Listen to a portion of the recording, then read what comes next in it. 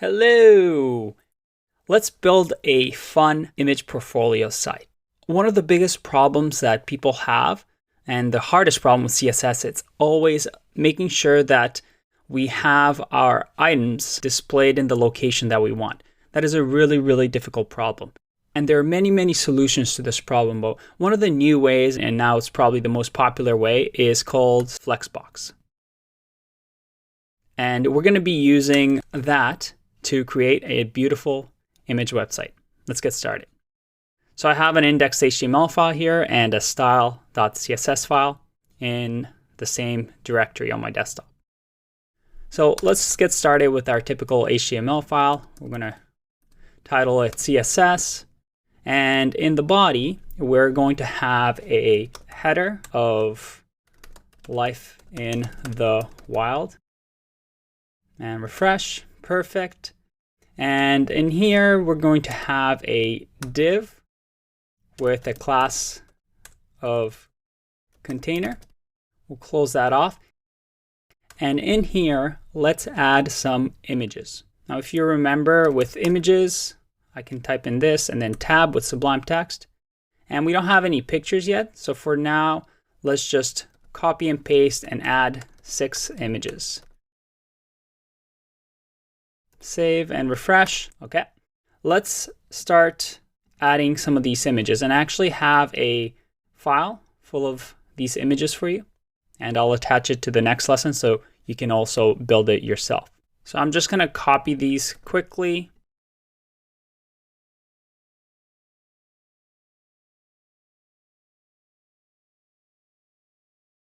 Phew, that was a lot of copy and pasting. Let's save that and refresh. All right, we have our images and they're massive. So let's make this a little bit smaller.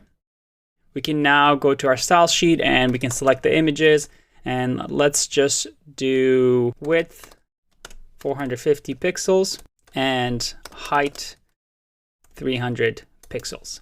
And you might be asking yourself, how come we don't do it here on the individual images? Remember, we can add attributes, but that means if we needed to ever change anything, we have to individually go into each image and change it versus just changing in one location. So for now, we're going to stick to the CSS size.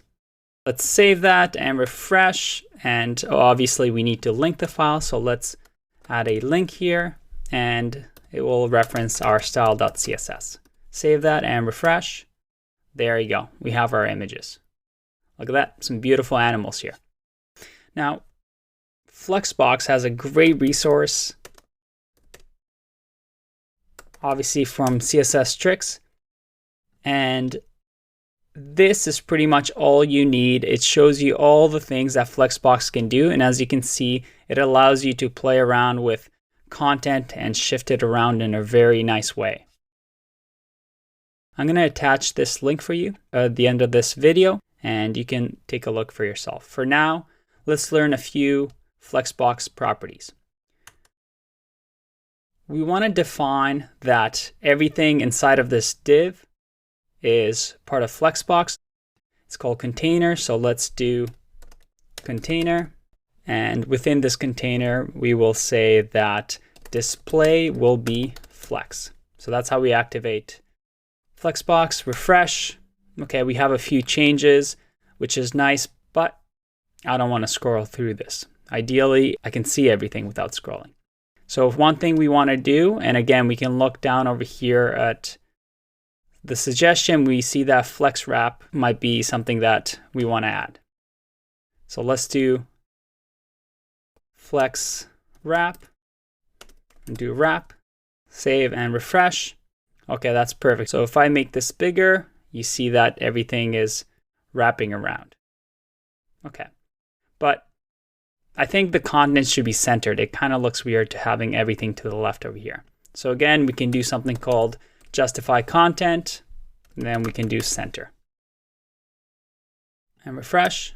Perfect. And if we look on the guide over here, justify content should be right over here.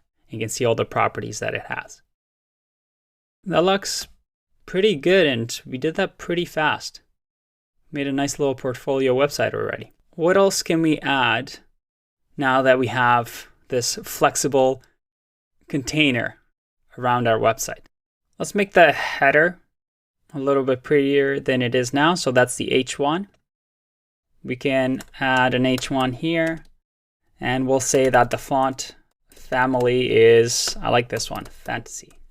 Save and refresh. Ooh, I like that one. Font size, let's make it a little bit bigger. We'll do 3 EM. So if you don't remember what EM is, make sure you check out that video. Okay, so that looks better. Maybe it'll be nice to have a bit of a border as well. So we can do border bottom because we only want a border on the bottom. And we'll do 2 pixels solid pink. And refresh. Okay, perfect. That looks good, but ideally I want a border just around this. I don't want the entire section, so we can actually just say that for H1, we want the width to be 400 pixels. I save and refresh. All right, perfect. That looks good. And ideally, this is centered so that the line underneath it is, well, on the left side and right side is equally distributed. So we can do something like text align center. And you'll notice here that it's aligned in the center, but not the web page center. It's aligned in the center of the width of 400 pixels. But that looks good. It'll be actually nice to have a border around here as well. So let's add border right 2 pixels solid pink. Save and refresh. All right, that looks very nice. And then the final thing I want to add is I want to have some spacing between these images. So I'm going to add a margin of 10 pixels here. And refresh. All right, let's take a look at our website right now. That looks very, very nice. As you can see, Flexbox is a very easy thing to implement, and it makes your websites look really, really nice, and you can position your content very easily, especially if you have these container-like structures. I want to show you one last resource for Flexbox. Again, this is a tool that you'll see more and more of, and ideally you'll build websites using Flexbox instead of some of the older ways. One way to get really, really good at Flexbox is to play this game, and it's called Flexbox Froggy, I believe. Let's see.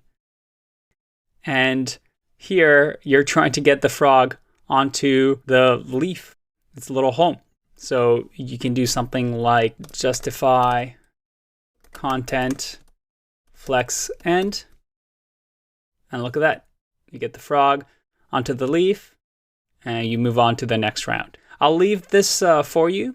It's a really, really good way to learn Flexbox. I think this is probably the best way to do layout in CSS. I'll see you in the next one.